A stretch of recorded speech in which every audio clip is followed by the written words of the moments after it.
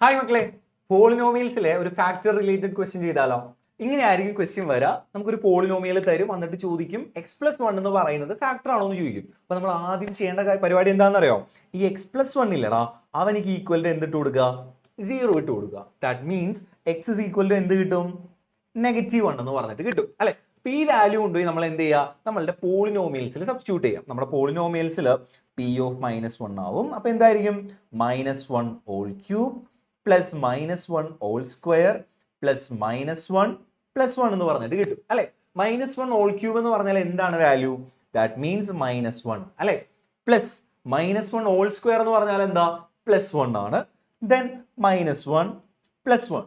So നമുക്ക് solve ചെയ്യുമ്പോൾ നമുക്ക് അറിയാം ആൻസർ എന്ത് കിട്ടും? 0 കിട്ടും അല്ലെ? -1 പ്ലസ് 1 കട്ടായി പോവും, -1 പ്ലസ് 1 ക്യാൻസൽ ആവും. സോ നമുക്ക് 0 കിട്ടി. അപ്പൊ നമ്മൾ സബ്സ്റ്റിറ്റ്യൂട്ട് ചെയ്ത് കഴിഞ്ഞപ്പോൾ നമുക്ക് ആൻസർ 0 കിട്ടുന്നുണ്ടെങ്കിൽ നമ്മൾക്ക് എന്ത് പറയാം?